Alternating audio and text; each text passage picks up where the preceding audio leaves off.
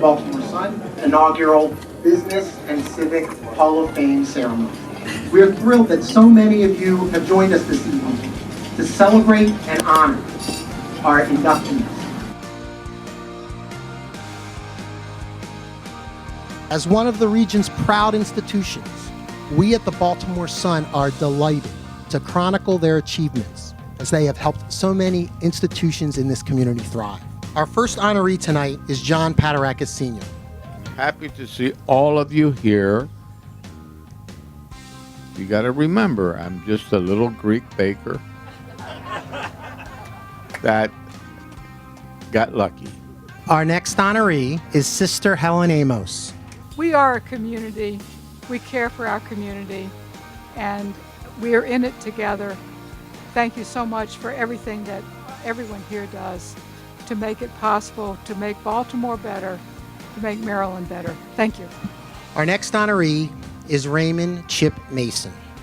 I enjoyed all the things that I worked on. I'm a real believer that you've got to give back to the city that you live in. Our next honoree is Helen Delich Bentley. I accept this award on behalf of my partner of more than 70 years, the great Port of Baltimore. I sort of like the ring of the new name, the Helen Delich Bentley Port of Baltimore. Our next honoree is Peter Angelos. Many Baltimoreans know Mr. Angelos chiefly as the owner of the Baltimore Orioles, but we all know that he is much more than that. His friends credit him with an unwavering sense of right and wrong and a bottomless devotion to seeing that the former is done. A successful attorney and tireless advocate for the city he loves, he has done so much for Baltimore and typically without much fanfare. Our next honoree is Theo Rogers. The things that I've told my kids over the years is that you can't see yourself grow.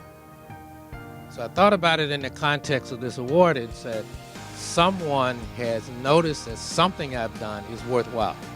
So I thought about another thing that I have told my kids and other kids that I've talked to is that you're always on stage and you're going to be judged by your performance.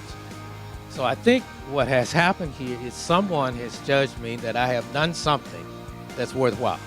So with that, I thank you very much. Our next honoree is James Kennedy. Mr. Kennedy helped shape T. Rowe Price into a global investment powerhouse and an indispensable part of Baltimore's business community. One of his hallmarks at T. Rowe after he moved into management was employing the same diligence in researching stocks to find and nurture strong talent. Our next honoree is Nancy Grasmick. I really accept this award on behalf of the privilege I had to serve almost 1 million children in the state of Maryland. They taught me so much. Our next honoree is Frank Kelly. I got to say, only in America, could a couple move from Philadelphia in 1967 to Baltimore, not know a soul, run for the state senate, not knowing anybody, not knowing any politicians, getting elected, and starting a business in our home without 2 cents to rub together. And my dream was to sink roots into a community and sink those roots deep and then give back as much as you can.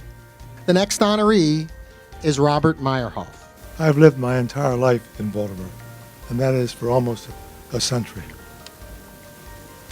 Throughout my life, I've been very fortunate to be able to support many nonprofit institutions and organizations that have made and are making Baltimore a great city.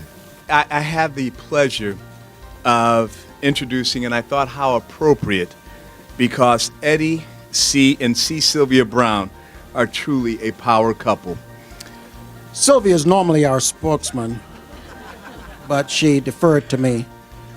So we have focused over the last many years kind of on changing lives philanthropically and saving lives. That's been our focus.